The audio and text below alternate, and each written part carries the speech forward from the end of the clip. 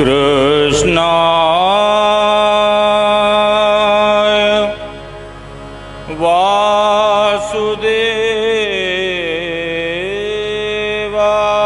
वासुदेवाय हरे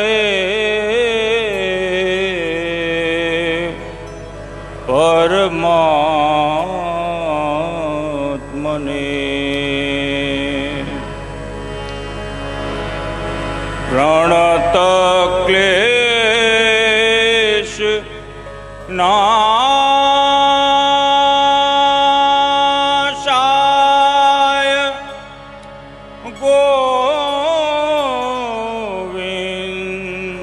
गोविंदाय नमो नमः। वसुदेव सुतं देवं वसुदेव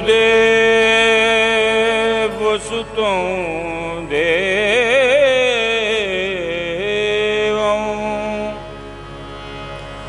कंस चांडूर मर्दनं देवकी परमानंदं कृष्णं वन्दे जगद्गुरुं।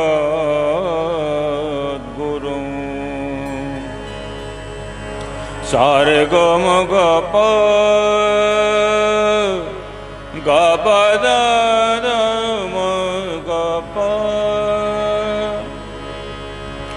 गपद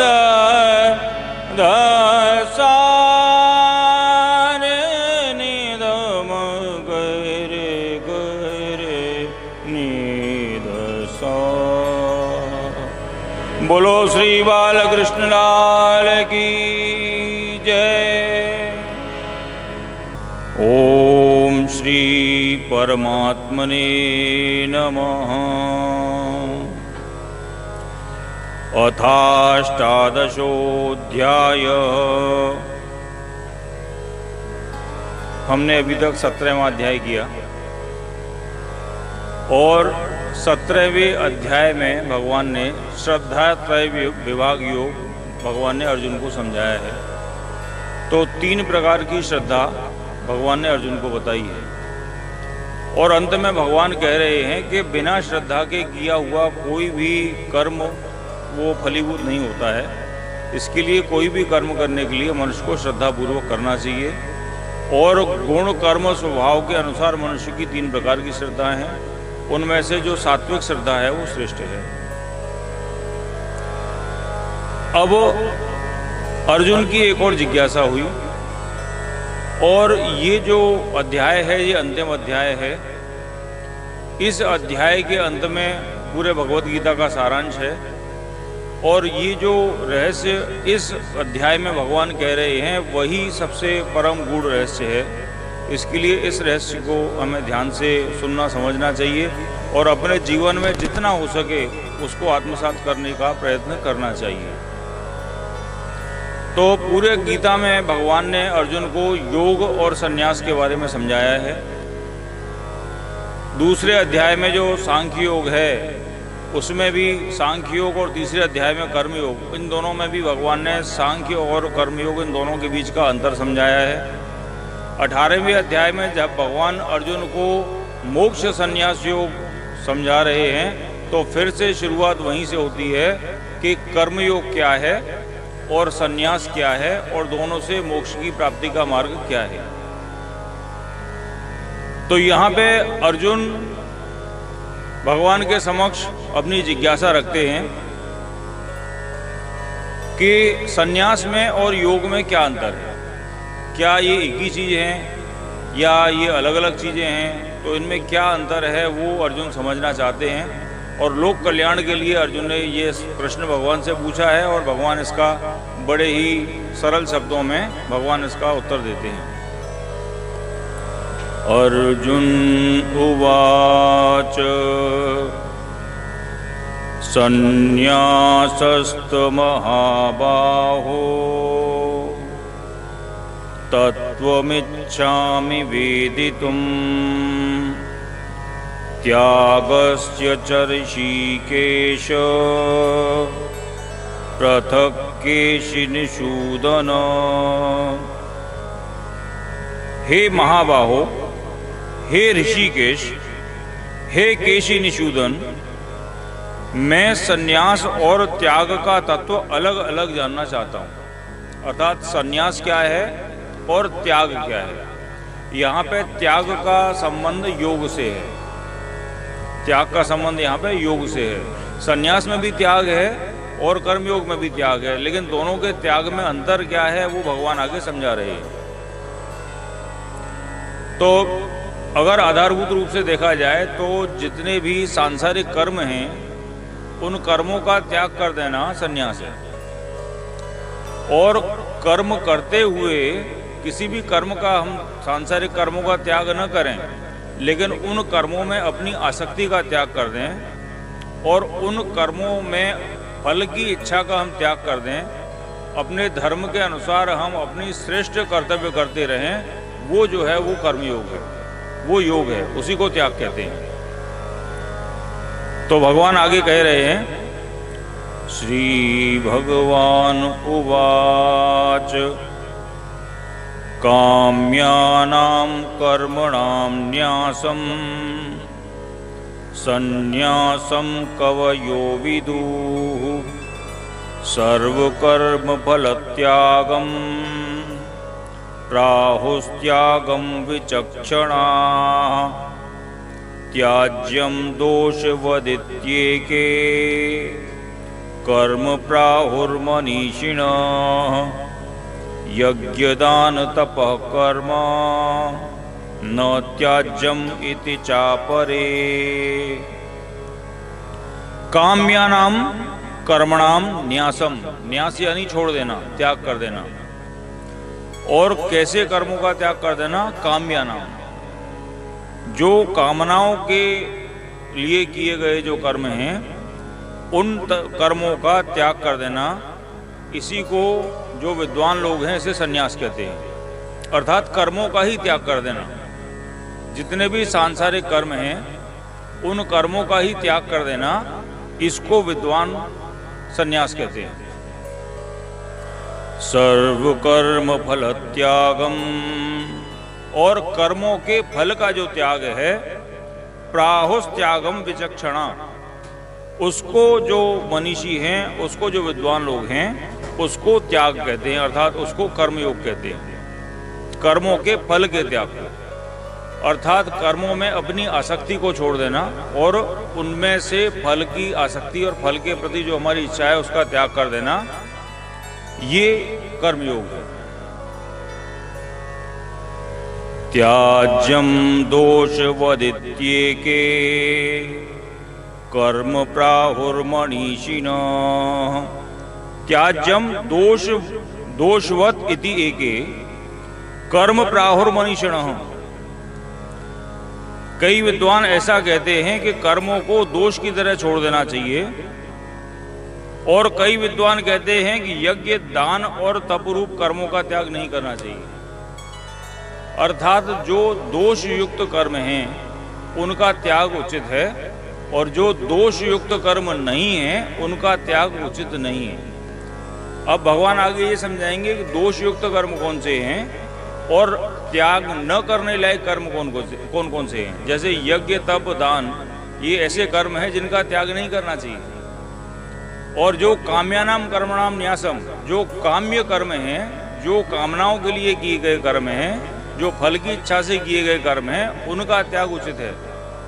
फिर भगवान आगे ये भी कहेंगे कि आलस की वजह से कर्म का त्याग नहीं करना चाहिए।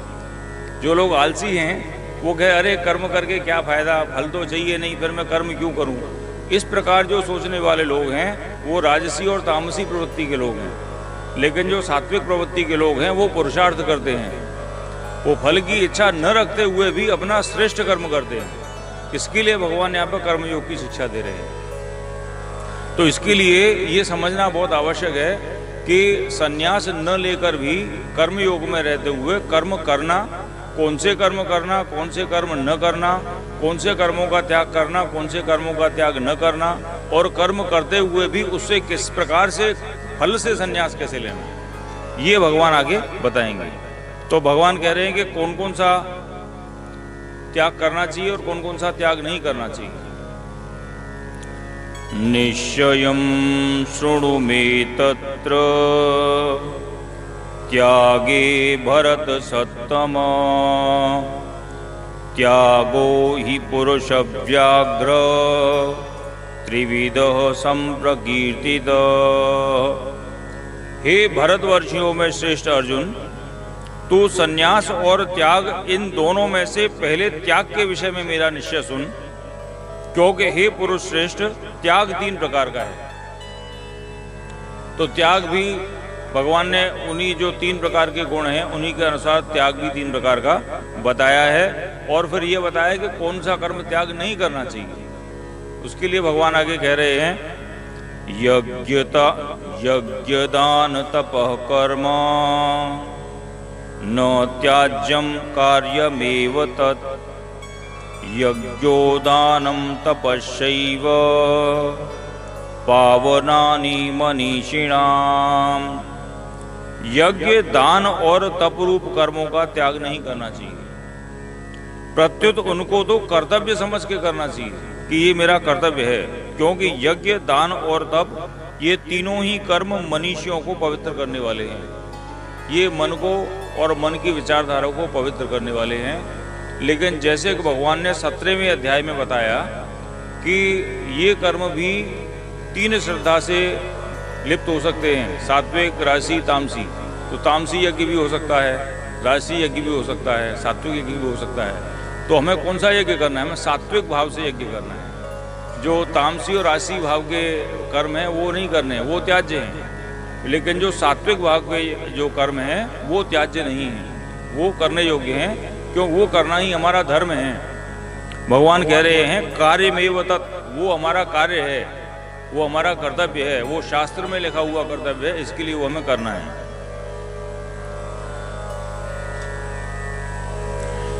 एतान्यपि तु कर्माणि संगम त्यक्त्वा फलानि च कर्तव्यानि मे पार्थ निश्चितं मतमुत्तमम्। मेरा निश्चित और उत्तम मत ये है अर्जुन कि ये भी जो कर्म हैं यज्ञ दान तप इत्यादि, इनको भी तुम संगम त्यक्त्वा फलानि च, आसक्ति का और फल का त्याग करके ही इन कर्मों को करो। आसक्ति के साथ और फल के लिए करोगे, अपने अहंकार के लिए करोगे, दम्भ के लिए करोगे, तामसी प्रवृत्ति के लिए करोगे, शक्तियां अर्जित करने के लिए करोगे, तो इन फल का कोई महत्व नहीं है, वो फलीभूत नहीं होंगे। इसके लिए अगर यज्ञ दान और तप भी करने हैं तो कैसे करने हैं? एतान्यपि तु कर्माणि संगम त्यक्त्वा फलानि च, संग का अर्थात आसक्ति का और फल का, इनका त्याग करके ही कर्तव्यानि थी, ये मेरा कर्तव्य है, ये मेरा धर्म है, इसके लिए मैं कर रहा हूँ, इसके लिए ये तुम करो। और पार्थ यही मेरा निश्चित और उत्तम मत है। अब अगर भगवान का ऐसा मत है तो इसको काटने वाला कौन हो सकता है? भगवान के मत को तुम नहीं काट सकते। तो जो भगवान मत दे रहे हैं वही हमारा मत है, जैसा उनका मत है वैसा ही हमारा मत है।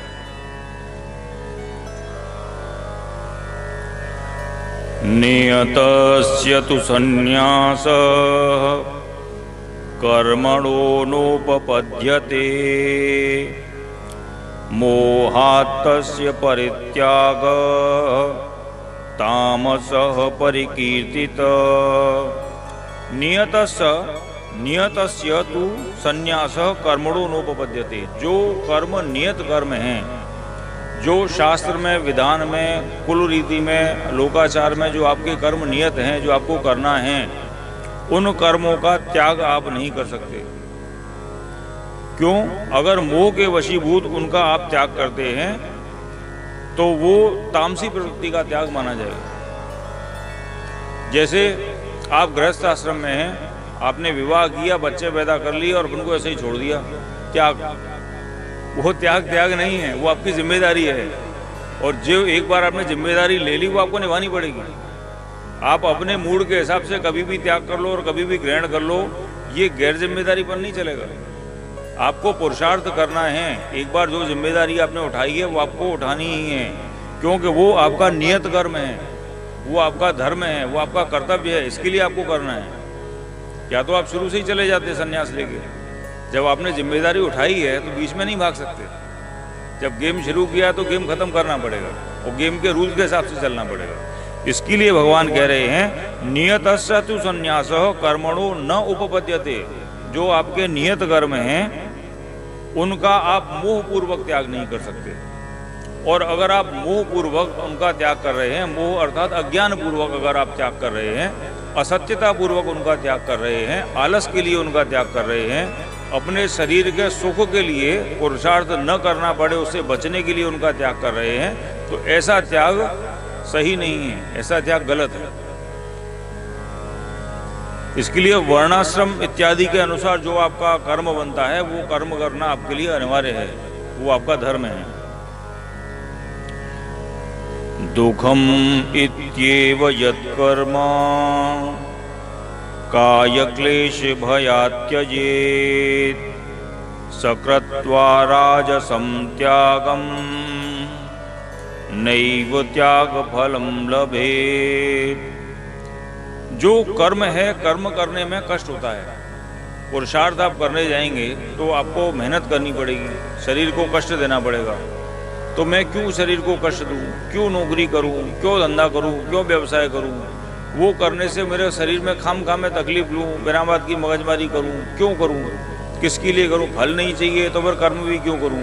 ये जो प्रवृत्ति है ये राजसी प्रवृत्ति है। इस प्रकार के जो त्याग हैं, काय क्लेश भयात् त्यजेत्, काया की क्लेश के लिए मैं त्याग कर रहा हूँ। मेरे शरीर को कोई तकलीफ नहीं उठानी पड़ेगी। मैं यज्ञ क्यों करूँ?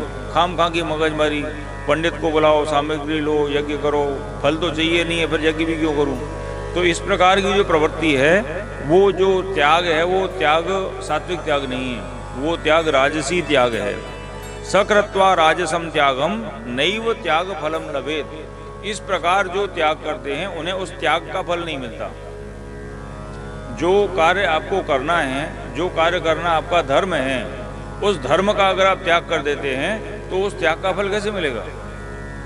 वो तो और उल्टा पेनल्टी लगनी चाहिए आपको कि जो काम करना चाहिए वो आप नहीं कर रहे हो, तो आप उसका फल कैसे मांगोगे?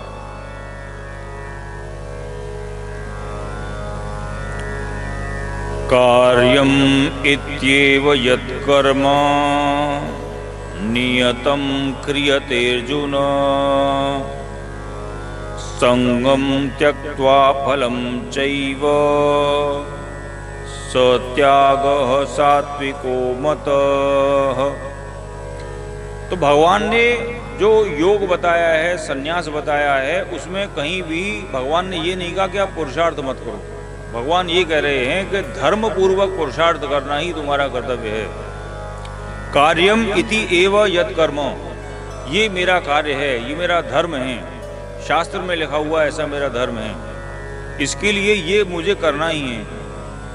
और वो करते हुए भी मुझे उसमें किसी फल की आकांक्षा नहीं रखनी है और उसमें मुझे आसक्त नहीं होना है। उदाहरण के तौर पे जैसे हम गृहस्थ आश्रम में हैं, तो गृहस्थ आश्रम में परिवार का पालन पोषण करना या माता पिता की सेवा करना, उसके लिए ये मुझे नहीं चाहिए कि इनसे मुझे धन मिलेगा इसके लिए सेवा करूँ। मुझे उनसे धन नहीं चाहिए, लेकिन फिर भी सेवा करना मेरा धर्म है, इसके लिए मैं कर रहा हूँ। मैं अपने बच्चों को इसलिए पालन पोषण कर रहा हूँ ताकि वो इंडिपेंडेंट हो जाएं, लेकिन मैं बूढ़ा हो जाऊँ, वो मेरी सेवा करें, वो मुझे कमा के खिलाएं, ये मन में पालन करके कि मैं इनके ऊपर जीवित रहूँगा, मैं इनके आश्रित रहूँगा, वो सोच गलत है। वो फल की इच्छा नहीं होनी चाहिए। अगर मेरे परिवार है, बच्चे हैं, उनका पालन पोषण करना मेरा धर्म है, जब तक धर्म है तब तक करना चाहिए। इसके लिए संगम त्यक्त्वा फलम चैव, उसमें न तो आसक्त होना है। आसक्ति का मतलब क्या है कि अगर जिसमें मैं आसक्त हूं उससे मेरा विवेक नष्ट हो जाएगा। अर्थात अगर मेरे बच्चे में मेरी आसक्ति है और बच्चा अधर्म भी करे तो मैं उसके साथ में खड़ा रहूंगा, ये आसक्ति है। और उसी आसक्ति के कारण ये पूरा महाभारत हुआ। मामका पांडवा शैव किम अकुर्वत संजय। तो धृतराष्ट्र ने पहला ही प्रश्न ये पूछा कि मेरे बच्चे और पांडु के बच्चे उन्होंने क्या किया, तो वो उसकी आसक्ति है। दुर्योधन ने कितना भी अधर्म किया, धृतराष्ट्र के मुंह से एक शब्द नहीं निकला उसको रोकने के लिए, ये आसक्ति है। तो आसक्ति हमें अधर्म की तरफ लेके जाती है। आसक्ति कहाँ लेके जाती है? भगवान का एक जो वाक्य है दूसरे अध्याय का, वो इतना महत्वपूर्ण वाक्य है कि अगर आपने वो जीवन में एक बार समझ लिया तो कभी आप गलती नहीं करेंगे। ध्यायते विषयान पुंसः संगस्ते शुभ जायते, संगात संजायते कामो, कामात क्रोधो विजायते, क्रोधात भवत सम्मोह, सम्मोहात स्मृति भ्रम, स्मृति भ्रंशात बुद्धनाशो, बुद्धनाशात प्रणश्यति। अर्थात जो शुरुआत है वो आसक्ति से है। आप जिस विषय का ध्यान करेंगे वो विषय आपके चित्त का हरण करके उस दिशा में ले जाएगा, वो आपको पाप में लगा देगा। इसके लिए कोई भी कर्म करने के लिए उसमें संग नहीं होना चाहिए। संग अर्थात आसक्ति नहीं होनी चाहिए। आसक्ति वो है जिसके बिना हम रह नहीं सकते, वो आसक्ति है। और आसक्ति को छोड़ना बड़ा जटिल है। ये आसक्ति ही माया है। किसी भी व्यक्ति में, किसी भी पदार्थ में, किसी भी वस्तु में, किसी भी परिस्थिति में आसक्ति का हो जाना, यही हमें बांधता है। और इसी आसक्ति के कारण हम जन्म मृत्यु के बंधन में फंसे रहते हैं। इसी आसक्ति से मुक्त होना यही संन्यास है। जिस व्यक्ति ने अपने मन से आसक्ति को त्याग दिया है वही व्यक्ति योगी है। वो संन्यास ले या नहीं ले, लेकिन अगर वो निरासक्त हो गया है, अगर वो समत्व योग में स्थापित हो चुका है, उसका न कोई शत्रु है, न कोई मित्र है, न कोई हानि है, न कोई लाभ है, न कोई सुख है, न कोई दुख है, ऐसी जिसकी चित्त की अवस्था हो गई है वही योगी है। उसके लिए जीवन और मरण का भी कोई मतलब नहीं है, क्योंकि वो अपने आत्मा के स्वरूप में स्थित है। और आत्मा न जीती है न मरती है, वो आत्मा तो स्थित है, न उसका जन्म है न उसकी मृत्यु है। तो इसके लिए जिसने अपने शरीर से भी आसक्ति छोड़ दी है वह योगी है। उसके लिए जीवन और मृत्यु का कोई अर्थ नहीं है। संगम त्यक्त्वा फलम चैव सत्याग सात्विको मतः। इसके लिए जिसने आसक्ति का त्याग कर दिया है, और जिसने आसक्ति होती है शुरू से और फल होता है अंत में, तो जिसने आरंभ और अंत दोनों का ही त्याग कर दिया है वह त्याग है। ऐसा भगवान का मत है, ऐसा हमारा किसी का मत नहीं है, ऐसा भगवान का मत है। और ऐसा त्याग सात्विक त्याग है। सत्याग सात्विको मतः, ऐसा मत सात्विक त्याग है। न द्वेष्ट्य कुशलम कर्म कुशलेनानुषज्यते, त्यागी सत्व समाविष्टो मेधावी छिन्न संशयः। न द्वेष्टि अकुशलम कर्म, जो अकुशल कर्म से द्वेष नहीं करता और कुशल कर्म में आसक्त नहीं होता। अर्थात किसी भी कर्म में उसको राग और द्वेष नहीं है, यानी जो द्वंद्व से ऊपर उठ चुका है। क्योंकि ये द्वंद्व ही हमारे मन में विकार पैदा करता है। किसी भी कार्य के प्रति राग होना या द्वेष होना, यही हमारे मन में विकार पैदा करता है। और जो इस द्वेष और राग से ऊपर उठ चुका है, त्यागी सत्व समाविष्टो मेधावी छिन्न संशय, वह त्यागी बुद्धिमान है, संदेह रहित है और अपने स्वरूप में स्थित है। अर्थात अगर मैं आपको एक उदाहरण दूं तो मेरा जो धर्म है वह मुझे करना चाहिए। अब किसी की दृष्टि में वो धर्म, वो जो मेरा जो धर्म है वो दूसरे की दृष्टि में अच्छा कार्य भी हो सकता है और बुरा कार्य भी हो सकता है। उदाहरण के तौर पे एक जल्लाद के लिए एक सजा याफ्ता मुजरिम को फांसी देना उसका धर्म है, लेकिन दूसरों की दृष्टि से वो गलत काम भी हो सकता है, पाप भी हो सकता है, कुछ भी हो सकता है। रैदास जी थे तो उनके लिए चर्मकार का कर्म करना उनका धर्म था। लेकिन वो दूसरे की दृष्टि से देखने से वो अच्छा कर्म हो बुरा कर्म हो, लेकिन उनको उस अच्छे बुरे कर्म से कोई फर्क नहीं पड़ता है। उनका जो धर्म है वो उनको करना है। न द्वेष्टि अकुशलम कर्म, और अकुशल कर्म क्या है? जो कर्म अच्छे ढंग से नहीं किया जाए। और कुशल कर्म कौन सा? जो अच्छे ढंग से किया जाए। तो जो त्यागी है उसको उससे कोई मतलब नहीं है, उसको सिर्फ अपना कर्म करना है। और ऐसा जो व्यक्ति है वही त्यागी है। त्यागी सत्व समाविष्टो, वो अपने आत्मस्वरूप में स्थित है, मेधावी है, वही बुद्धिमान है, और छिन्न संचय है। उसको कोई कंफ्यूजन, डाउट, कोई संशय उसको नहीं है, क्योंकि जिसको संशय है उसी का विनाश है। संशयात्मा विनश्यति। नहि देहभृता शक्यं त्यक्तुं कर्माण्यशेषतः यस्तु कर्मफलत्यागी स त्यागीत्यभिधीयते। और संपूर्ण रूप से कर्मों का त्याग इसलिए नहीं हो सकता क्योंकि देहधारी मनुष्य के लिए देह चलाने के लिए भी कर्म करने हैं। इसके लिए पूर्ण रूप से तो कर्मों का त्याग हो नहीं सकता। इसके लिए सन्यासी भी पूरी तरह से कर्मों का त्याग नहीं कर सकता। इसके लिए कौन से कर्मों का त्याग हो सकता है? काम्यानाम कर्मणाम न्यासम, जो काम्य कर्म हैं उनका न्यास हो सकता है। लेकिन जो देह चलाने के लिए जो आवश्यक कर्म हैं, जो नैसर्गिक कर्म हैं, उनका त्याग नहीं हो सकता है। इसके लिए जो आवश्यक कर्म है, अगर आपको श्वास लेनी है तो लेनी है, भोजन करना है तो करना है, लेकिन उसमें आसक्ति का त्याग कर सकते हैं। आपके लिए यह आवश्यक नहीं है कि आप कितने प्रकार के भोजन करेंगे, दिन में कितनी बार भोजन करेंगे, वो आसक्ति है कि मुझे तो आज वही खाना है, वो आसक्ति है। लेकिन देह चलाने के लिए मुझे भोजन करना है, वो धर्म समझ के, वो शरीर का धर्म करके मैं करूं तो वो निरासक्ति है। इसके लिए समय समय पर सात्विक भोजन करना, वो निरासक्ति है। अनिष्टमिष्टम मिश्रम च त्रिविधम कर्मण फलम भवत्यत्यागिनां प्रीत्य न तु सन्यासिनां क्वचित्। अनिष्टम इष्टम मिश्रम च त्रिविधम कर्मण फलम। कर्मों का फल तीन प्रकार का हो सकता है। वो तीन प्रकार कौन कौन से हैं? अनिष्टम, आप ये सोच के चलें कि ऐसा होना चाहिए लेकिन वैसा नहीं हो, परिस्थिति आपके विपरीत हो जाए। आप कुछ करने जा रहे हैं लेकिन जैसा सोचा था वैसा नहीं हुआ, उसके विपरीत परिस्थिति हो गई। दूसरा क्या? इष्टम, जो आपने चाहा था वैसा ही हो गया। और तीसरा क्या कि अनिष्ट और इष्ट, इन दोनों का मिश्रण हो गया। कुछ तो चाहा था वैसा और कुछ जो न चाहता वैसा, यानी दोनों का एक मिश्रित परिणाम हमारे पास में आया। तो कोई भी कर्म हम करने जाते हैं तो उसके तीन प्रकार के फल हमें मिल सकते हैं। एक तो वो जो हमने चाहा था वो मिल गया, दूसरा वो जो चाहा था उसके विपरीत हो गया, तीसरा वो जो चाहा था वैसा तो नहीं मिला लेकिन हाँ थोड़ा बहुत 80% 60% हमें मिल गया। तो किसी भी कर्म के तीन प्रकार के फल हैं। और ज़्यादातर केस में ऐसा देखा जाता है कि फल हमेशा मिश्रित ही मिलेगा आपको। आप जो चाहते हैं, आपकी एक्सपेक्टेशन कुछ भी हो, 100% एक्सपेक्टेशन पूरी नहीं होती ज़्यादातर टाइम पे।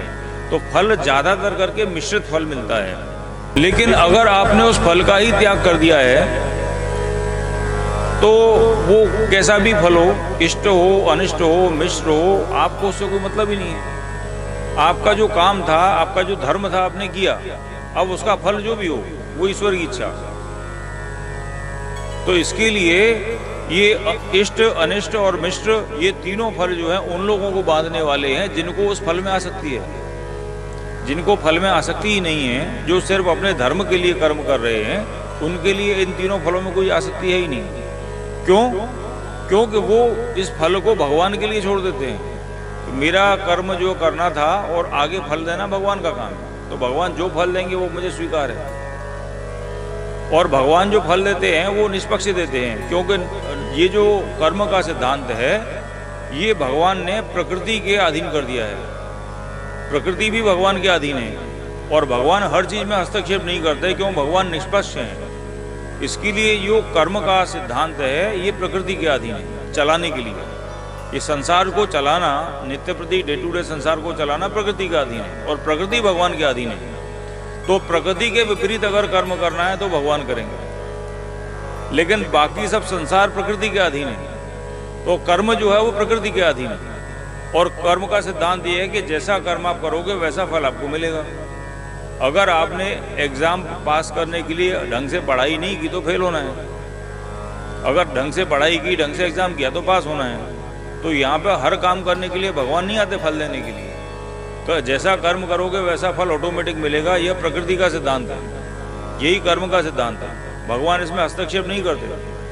भगवान हस्तक्षेप तब करते हैं जब आप प्रकृति के नियम से ऊपर उठ के, इस लौकिक से ऊपर उठ के अलौकिक में जाते हो और भगवान के प्रति शरणागत हो जाते हो।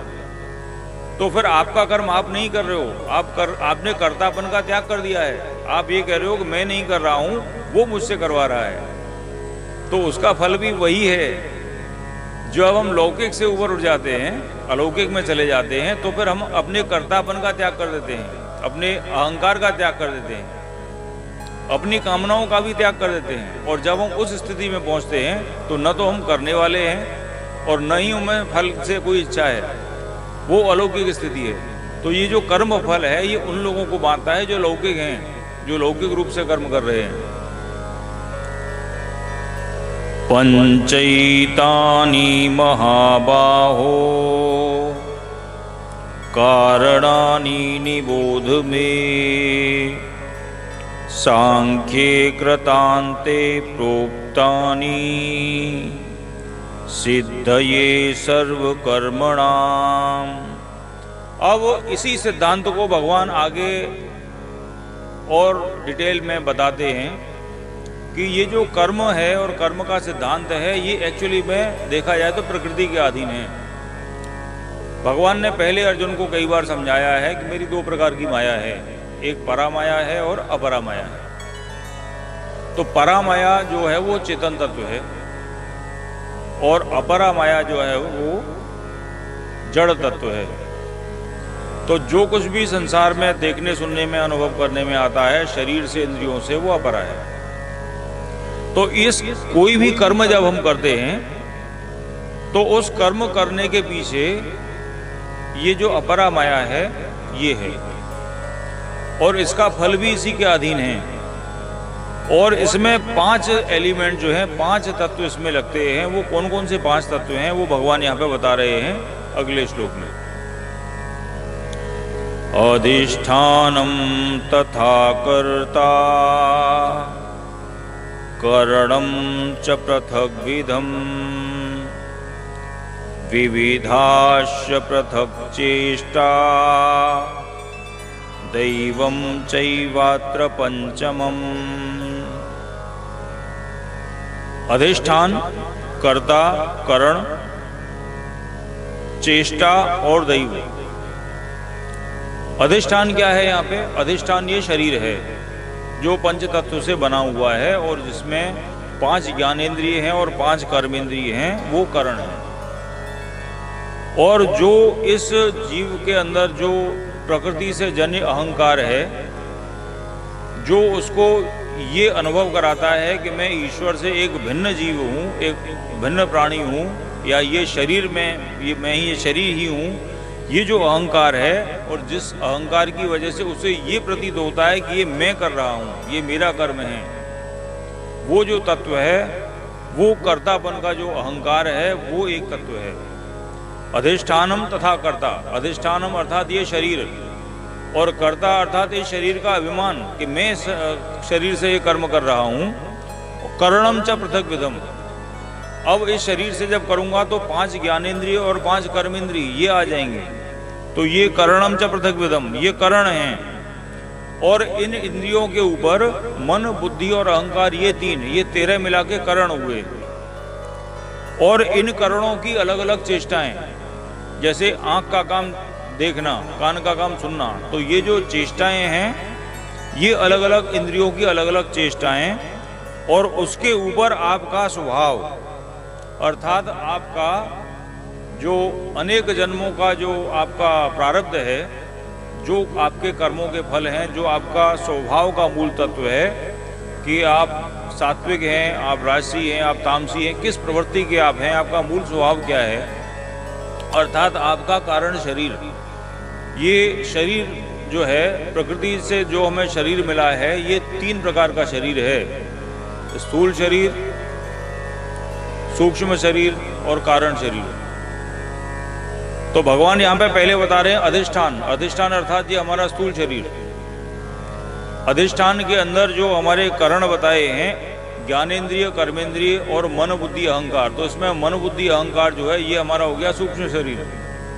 और सूक्ष्म शरीर के अंदर भगवान बता रहे हैं स्वभाव, वो है हमारा कारण शरीर। और ये तीनों प्रकृति के अधीन है। और जब तक जीव इन 3 चीजों से अपना संबंध रखता है, तब तक उसे इस प्रकृति में और संसार में उसका संबंध है।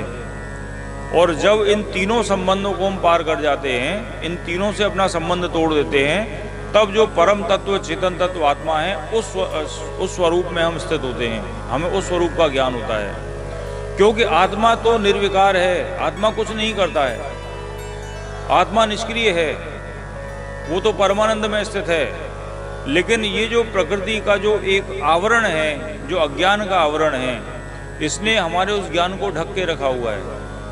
तो ये जो प्रकृति के 3 लेयर हैं, एक के अंदर एक, एक के अंदर एक, ये बड़े गूढ़ हैं, बड़े प्रगाढ़ हैं, इनको काटना बड़ा मुश्किल है।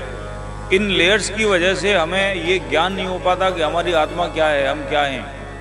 हमें यही लगता है कि हम ही कर रहे हैं, ये शरीर से हम कर रहे हैं, इंद्रियों से हम कर रहे हैं, ये शरीर की चेष्टाएं हमसे करवा रही हैं, भूख लग रही है, हम खा रहे हैं, उसका स्वाद ले रहे हैं। ये सब क्या है? ये जो 3 प्रकार के शरीर भगवान ने बताए हैं, इन 3 शरीरों का कर्म है, आत्मा का कर्म नहीं है। आत्मा को न भूख लगती है, न प्यास लगती है, न नींद आती है, कुछ नहीं होता है। आत्मा तो सर्व है, उसका कोई विकार नहीं है, न उसकी कोई इच्छा है, न उसका कोई फल है, न उसकी कोई जरा है, न मरण है, न कुछ भी नहीं है, बस है, इसके अलावा और कुछ नहीं है। इसके लिए शरीर के जितने भी कर्म हैं, जितने भी विकार हैं, ये सब प्रकृति जन हैं।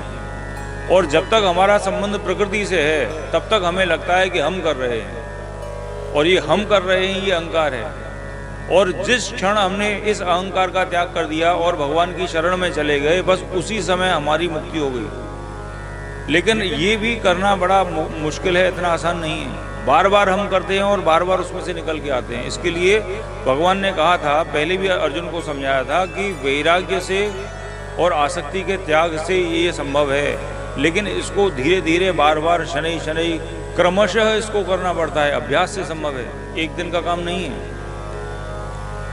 तो ये भगवान ने बताया है कि कर्म का त्याग अगर आपको करना है, तो उसमें से संग और फल की इच्छा, इन दोनों का त्याग आप कर दीजिए। और उसको करने के लिए भगवान समझा रहे हैं कि आत्मा तो कुछ करती ही नहीं है। जब तक तुम अपने आप को शरीर समझोगे, जब तक तुम अपने आप को प्रकृति का हिस्सा समझोगे, प्रकृति के अधीन समझोगे, तब तक तुम इस बंधन में हो। और जैसे ही तुमने प्रकृति से अपना संबंध तोड़ा, तो तुम कुछ नहीं करते हो, तुम कुछ करने वाले हो ही नहीं। जो कुछ कर रहा हूँ मैं ही कर रहा हूँ, मेरी ही प्रेरणा से, मेरी ही शक्ति से, मेरी ही माया से सब कुछ हो रहा है। तो इसके लिए भगवान ने ये प्रकृति से संबंध यहाँ पे कर्म के प्रति समझाया है कि कुछ भी जब हम करते हैं, तो उस करने के पीछे क्या है? हमारे पूर्व जन्म के संस्कार हैं, हमारे अनेकों जन्मों की जो कर्म हैं वो है, हमारा मूल स्वभाव है, हमारी इंद्रियां हैं, हमारा शरीर है, हमारे मन बुद्धि और अहंकार हैं। ये चीज़ें हमसे चीज़ें करवा रही हैं, आत्मा कुछ भी नहीं करवा रही है। तो ये जो प्रकृति है, ये प्रकृति ही हमें कर्मों में लिप्त कर रही है।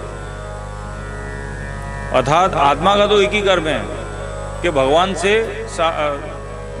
के सम्मुख रहना, वही उसका कर्म है, और उसका कोई कर्म नहीं है, क्योंकि वो जिसका अंश है, उसी अंश के समक्ष रहना ही उसका कर्तव्य है, और कुछ नहीं है।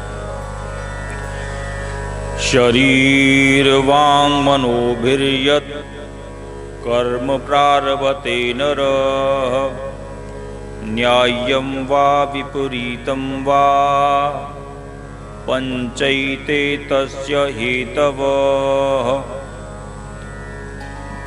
शरीर, वाणी और मन के द्वारा शास्त्र वहित अर्थात शास्त्र विरुद्ध जो कुछ भी कर्म आरंभ करता है मनुष्य, उसके ये 5 हेतु होते हैं। अर्थात हम अपनी मन से, शरीर से, वाणी से जो कुछ भी कर्म करते हैं, भले ही वो शास्त्र के अनुसार हो या शास्त्र के विरुद्ध हो, हम धर्म करें या अधर्म करें, वो जो कुछ भी कर्म हम संसार में करते हैं उनके ये 5 कारण भगवान ने बताए। तत्रैवं सत्कर्तारम् आत्मानं केवलं तु यः पश्यत्यकृत बुद्धित्वात् न स पश्यति दुर्मति। परंतु ऐसे 5 हेतुओं के होने पर भी जो उस कर्मों के विषय में केवल शुद्ध आत्मा को करता देखता है, भगवान की वही बात आ गई कि जो आत्मा को करता देख रहा है वह दुष्ट बुद्धि है। भगवान तो उसको गाली दे रहे हैं। जो मनुष्य इतना अज्ञानी है कि वो समझता है कि आत्मा कर रही है, आत्मा नहीं कर रही है, ये जो प्रकृति के अधीन तत्व हैं ये तुमसे कर्म करवा रहे हैं। फिर भले ही वो धर्म हो या अधर्म हो, शास्त्र वेद हो या शास्त्र रहित हो या शास्त्र के विरुद्ध हो, जितने भी कर्म हम संसार में करते हैं वो सब ये जो 5 भगवान ने बताए हैं, अधिष्ठानम तथा कर्ता, करणम च पृथक विदम, विविधाश पृथक चेष्टा, दैवम चैवात्र पंचमम, ये जो 5 प्रकार के जो भगवान ने बताए हैं हेतु, इन 5 हेतुओं के कारण हम कर्म कर रहे हैं। आत्मा कभी कोई कर्म नहीं करती, आत्मा तो सिर्फ है, उसको हमें सिर्फ उसका ज्ञान होना चाहिए कि हम कौन हैं, क्या हम ये शरीर हैं या हम आत्मा हैं। जिस क्षण ये ज्ञान हो जाता है वही क्षण मोक्ष है। इसके लिए भगवान कह रहे हैं कि ये 5 हेतुओं के होते हुए भी आत्मा को जो कर्ता समझता है वह दुष्ट बुद्धि है, वह ठीक से नहीं देख रहा है, उसको देखना ही नहीं आता है, उसकी बुद्धि शुद्ध नहीं है, उसके मन में कोई विवेक ही नहीं है, वो विवेकहीन है, उसको देखना नहीं आता, उसको कोई ज्ञान नहीं है, वो दुष्ट है, दुर्मति है वो।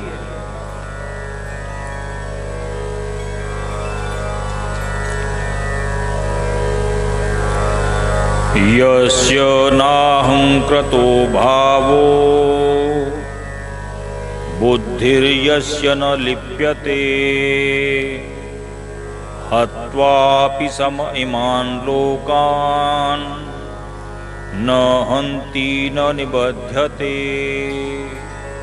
अब भगवान अर्जुन को ये गूढ़ रहस्य समझा रहे हैं कि यस्य नाहंकृतो भावो, जिसके अंदर ये अभिमान नहीं है कि ये कर्म मैं कर रहा हूँ, अर्थात जिसने अपने कर्तापन का त्याग कर दिया है, जिसने अपने अहंकार का त्याग कर दिया है और जिसकी बुद्धि इसमें लिप्त नहीं है, अर्थात जिसको आसक्ति नहीं है, तो वो जो कर्म कर रहा है वो सिर्फ धर्म के लिए कर रहा है, आसक्ति से रहित होकर कर रहा है, फल से रहित होकर कर रहा है। ऐसा व्यक्ति अगर समस्त लोक का भी क्षय कर दे, अगर समस्त प्राणियों का वध कर दे, तो भी ऐसे व्यक्ति को उसका पाप नहीं लगेगा और उसका वध का उसको फल नहीं भोगना पड़ेगा, क्योंकि ऐसा व्यक्ति वो स्वयं के लिए नहीं कर रहा है, क्योंकि उसके मन में करने का अहंकार है ही नहीं। इसके लिए भगवान अर्जुन से कहते हैं कि हे अर्जुन, तुम युद्ध के लिए खड़े हो जाओ, और ये युद्ध किस लिए करो? धर्म की स्थापना के लिए युद्ध करो।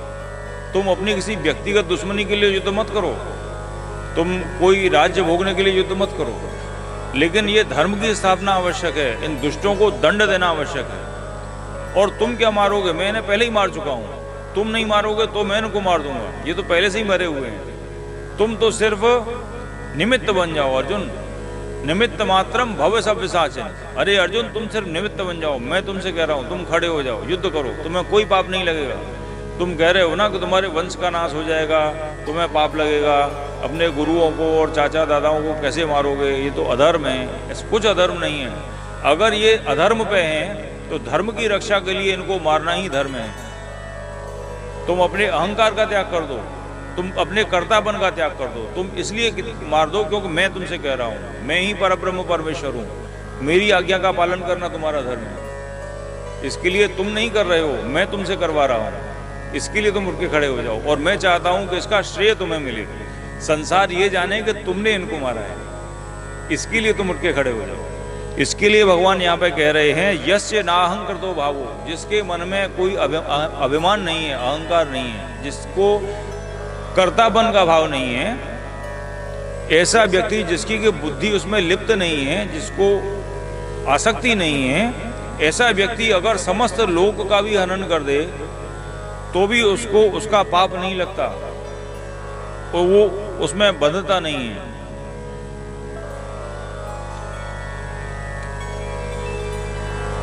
ज्ञानम ज्ञेयम परिज्ञाता त्रिविधा कर्म चोदना करणम कर्म कर्तेति त्रिविधः कर्म संग्रह। ज्ञान, ज्ञेय और परिज्ञाता, इन तीनों से कर्म प्रेरणा होती है तथा करण, कर्म और कर्ता, इन तीनों से कर्म संग्रह होता है। आगे भगवान कह रहे हैं ज्ञानम कर्म च कर्ता च त्रिधैव गुण भेदत प्रोच्यते गुण संख्याने यथावत् शृणुतान्यपि।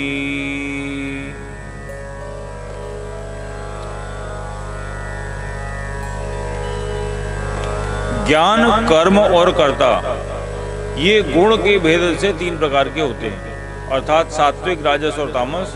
इन तीन गुणों के भेद से ये ज्ञान, कर्म और कर्ता भी तीन प्रकार के होते हैं, अर्थात ज्ञान भी तीन प्रकार का है, सात्विक, राजस, तामस, कर्म भी तीन प्रकार का है, सात्विक, राजस, तामस, और कर्ता भी तीन प्रकार का है, सात्विक, राजस और तामस। अब इन तीनों के भेद भगवान आगे कह रहे हैं सर्वभूतेषु यैनेकं भावमव्ययमीक्षते अविभक्तं विभक्तेषु तज्ज्ञानं विद्धि सात्विकम्। जिस ज्ञान के द्वारा साधक संपूर्ण विभक्त प्राणियों में विभाग रहित एक अविनाशी भाव को देखता है, उस ज्ञान को तुम सात्विक समझो। इसका उदाहरण पहले भी व्यष्टि और समष्टि से दिया गया है कि भगवान एक होते हुए भी समस्त प्राणियों में विभक्त हैं और समस्त प्राणियों में होते हुए भी एक हैं। और जिस ज्ञान से हम ये बात समझ लेते हैं कि भगवान इस सृष्टि के कण कण में हैं, भगवान समस्त प्राणियों में हैं, वही ज्ञानी है। विद्या विनय संपन्ने ब्राह्मणे गवे हस्तनी शुनि चैव स्वपाके च पंडिता समदर्शिना। जो समदर्शी है वो विद्या विनय संपन्न ब्राह्मण में, गऊ में, चांडाल में, कुत्ते में, सब में समान रूप से ईश्वर को देखता है। लेकिन यहाँ पे ये बात भी ध्यान देने की है कि ईश्वर सब में समान हैं, लेकिन सबके कर्म, सबका प्रारब्ध ये समान नहीं है और यही उनको विभाजित करता है। अगर कोई ब्राह्मण है तो क्यों है और कोई चांडाल है तो क्यों है? वो अपनी आत्मा से अलग नहीं है, आत्मा दोनों में एक ही है, लेकिन उनके गुण कर्म अलग अलग हैं और उसकी वजह से वो उस स्थिति को प्राप्त हुए हैं। उनका प्रारब्ध अलग है, उनके कर्म के फल अलग हैं, उनकी आसक्तियां अलग हैं, इसके लिए उनकी वो स्थिति है। लेकिन जब हम उनको आत्मा के रूप से देखते हैं, जब ईश्वर का तत्व सब में समान रूप से देखते हैं, तो वो ज्ञान है।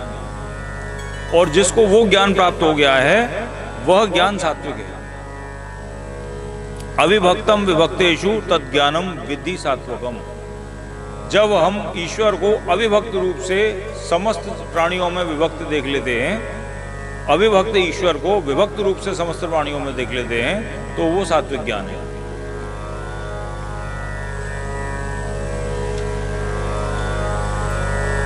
पृथक्त्वेन तु यज्ञानम् नाना भावान् पृथग्विधान् वेत्ति सर्वेषु भूतेषु तज्ज्ञानं विद्धि राजसम्।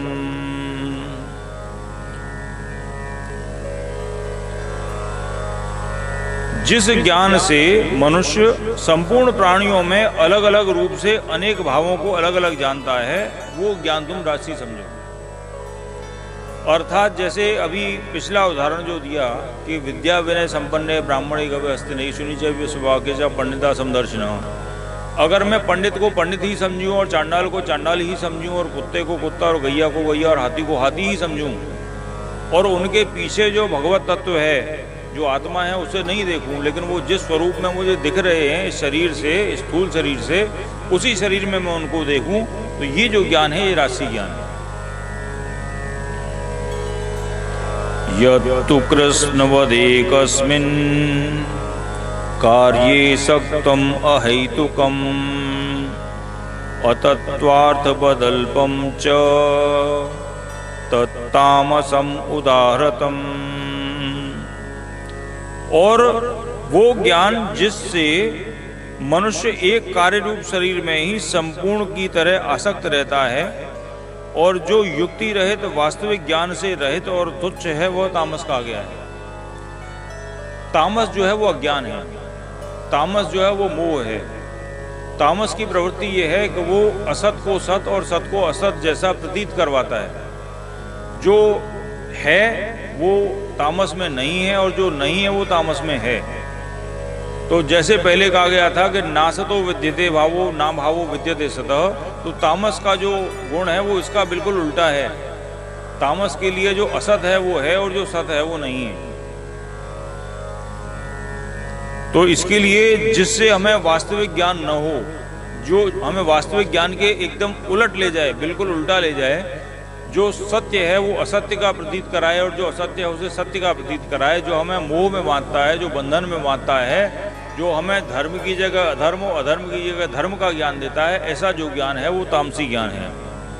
जो हमें सिर्फ शरीर में आसक्त रखता है वो तामसी ज्ञान है। और तामसी ज्ञान तुच्छ है, तामसी ज्ञान अनुकरणीय बिल्कुल नहीं है। तमस में मूढ़ता की प्रधानता है, मूर्खता है, अज्ञान है। तामसी जो है वो ज्ञान के विपरीत है। उससे जो सत्य है वो असत्य प्रतीत होता है, जो असत्य है वो सत्य प्रतीत होता है। जो पशु बुद्धि है, पशु प्रवृत्ति है, वो तामसी ज्ञान है। नियतम संगरहितम अराग द्वेषित कृतम अफल प्रेप्सुना कर्म यत् सात्विकम उच्यते। अफल प्रेप्सुना कर्म यत् तत् सात्विकम उच्यते। नियतम संगरहितम अराग द्वेषित कृतम। जो नियत कर्म है, जो शास्त्रों के विधान में लिखा हुआ कर्म है, संग रहित है, आसक्ति से रहित है और राग द्वेष से रहित किया हुआ जो कर्म है, जो फल की इच्छा के बिना किया हुआ कर्म है, ऐसा जो कर्म है वो सात्विक कर्म है। यत्तु कामेप्सुना कर्म साहंकारेण वा पुनः क्रियते बहुलायासम तद्राजसम उदाहृतम। जो कर्म कामनाओं के अधीन होके भोगों की इच्छा के लिए या अपने अहंकार से और बहुत परिश्रम पूर्वक किया जाता है, ऐसा जो कर्म है वो राजसी कर्म कहा गया है। तो बेसिकली राजसी कर्म जो है वो हमें कामनाओं में लगाता है, हमें भोगों की इच्छा में लगाता है और हम अहंकार और दंभ के वशीभूत होके दुनिया के दिखावे के लिए, अपना अहंकार पुष्ट करने के लिए, समाज में अपनी इज्जत बढ़ाने के लिए और पाखंड करने के लिए जो हम कर्म करते हैं वो राजसी कर्म है।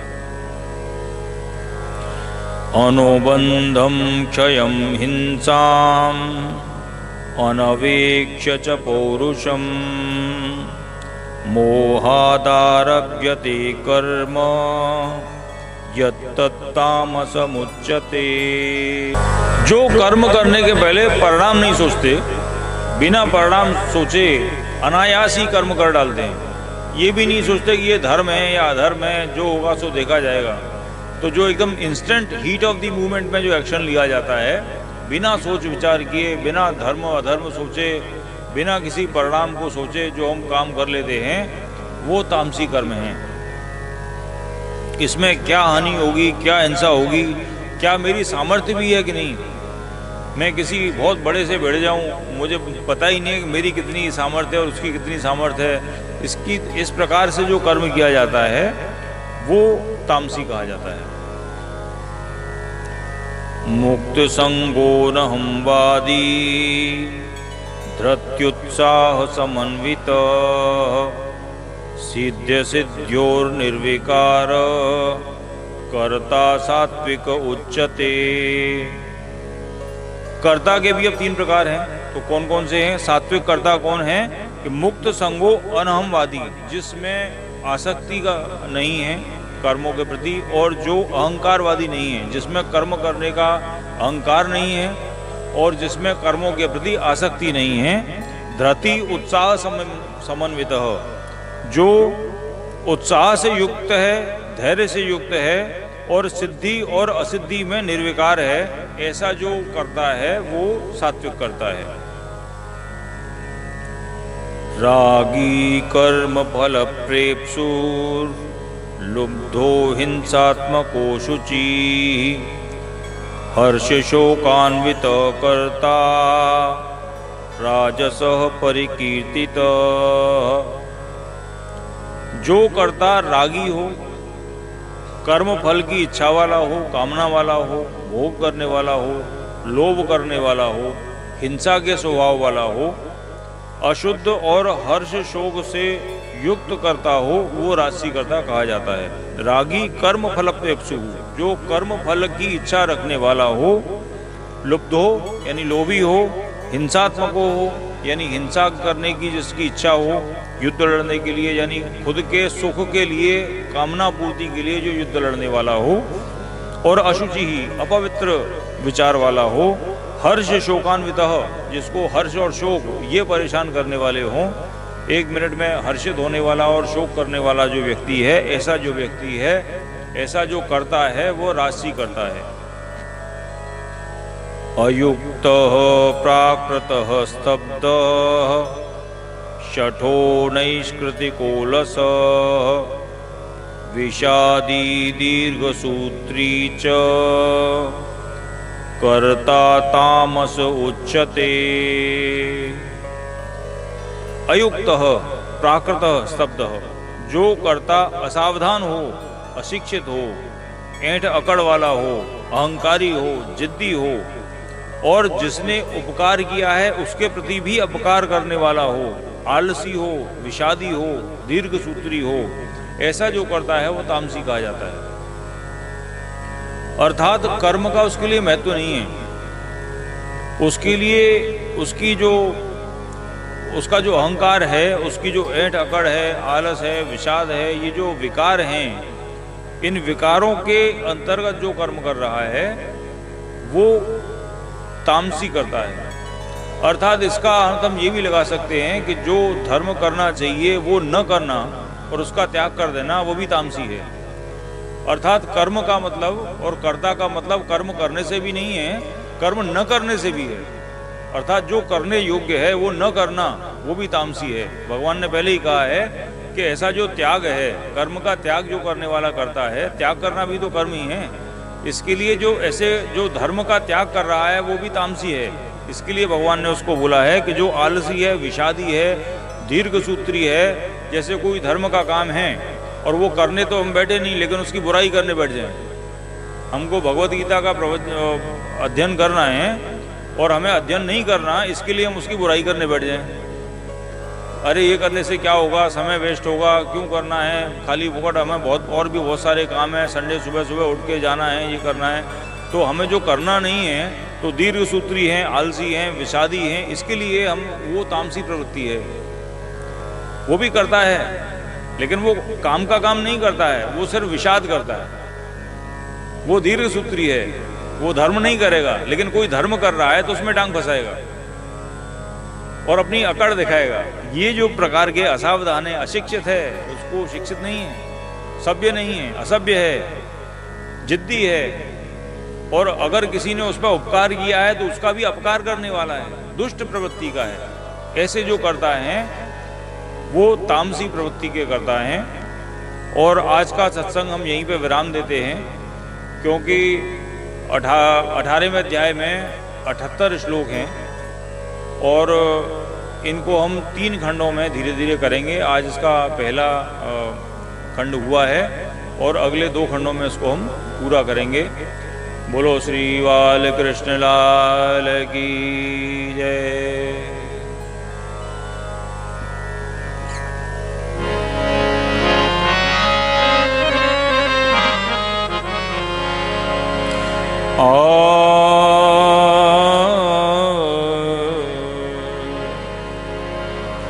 दृढ़ चरण केरो